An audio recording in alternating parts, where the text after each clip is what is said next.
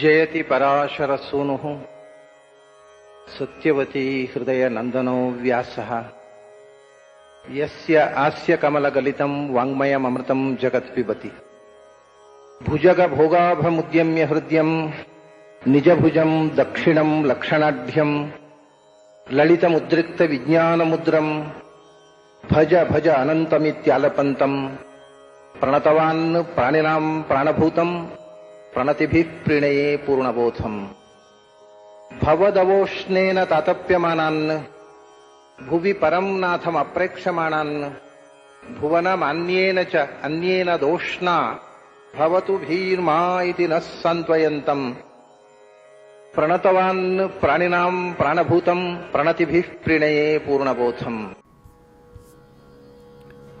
A human being is a very selfish individual. If one finds a 10 rupee note on the roadside, he will quickly glance to his left and right to confirm that no one is watching him. He picks it up, he pockets it, and this is a highly selfish act that is capable only by a human being. Yajnavalkya says about the selfish nature of the man. Man loves others not because of their qualities, but because of how useful they can be for his existence. Who does man love? A husband loves his wife, and the wife loves her husband. Together they love their children, and they love the money they have accumulated, and so on.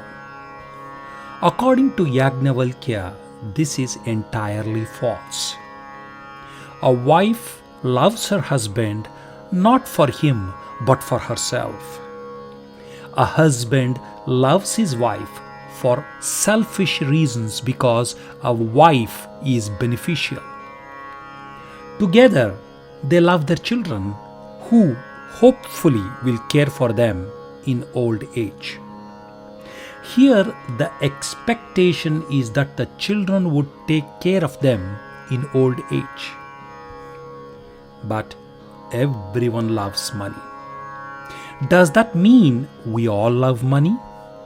No. He loves money because of what he can buy for his own sake. Man is a very self-centered being, as explained by Yajnavalkya to his wife.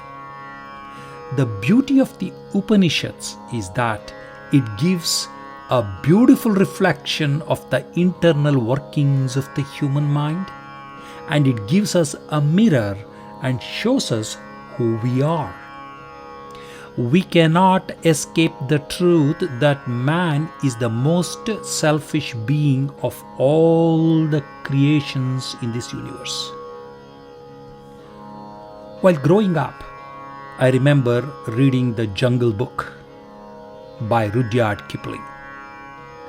All the animals are in a conference to discuss the jungle law. Lack of discipline among the monkeys eliminated them from the guest list. The rest of the animals felt that monkeys resembled human beings. This feeling about the monkeys was so widespread in the jungle that they decided not to socialize with monkeys for any activity. Although written in good humor, there is much truth in what Kipling wrote. Darwin believed that humans evolved from monkeys, and I agree, although I doubt his theory. Even ants lead a life of peaceful coexistence where they share their workload, and this kind of inspiration is lacking in humans who act selfishly. In the Bhagavad-Gita, Krishna talks about the importance of karma in a man's life.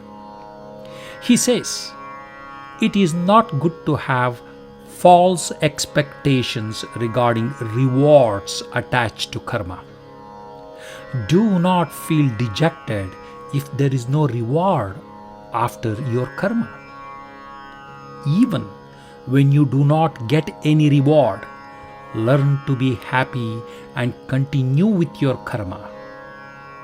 Even when you do not achieve success after putting in your effort, learn to accept the outcome and put in the effort again to get a better result next time. In life, one should not be disappointed by any failure. Even in my life, I have drawn inspiration from the words of Krishna. During my early days of Sanskrit learning, I wanted to win the Tarka Shiromani competition. It's the competition to be known as the master of argument. My dad had earlier won the title of Tarka Kesari, so I also wanted to follow in his footsteps. When I took the exam for Tarka Shiromani, I got a barely passing grade of 35%. I shared my notes with my friends who scored much higher than me. We had to get 40% to secure admission to the college. I felt very discouraged at that time. I gave it one more try and retook the exam the next year. Again, the outcome was the same. I secured a barely passing grade of 35% and felt like a failure since I could not get into college. This failure inspired me to develop my path. I vowed not to go to college for learning and decided to learn independently. My most significant moment of victory was that failure to get college admission after taking the test for Tarka Shiromani. This failure propelled me onto a path of Sanskrit learning that went well beyond what the colleges could offer. Because of that, I am what I am today. Krishna says not to expect a reward after any karma. He asks us to enjoy the fruits of our karma as they come. Bhagavan Vedavyasa makes another beautiful statement. In this world, there has never been an incident that happened which should not have happened. Whatever happens, happens for a reason. We should learn to accept all the outcomes of our actions and stop blaming the world for them, especially the ones that are not favorable to us. We must learn to discharge our actions diligently with the best of intentions.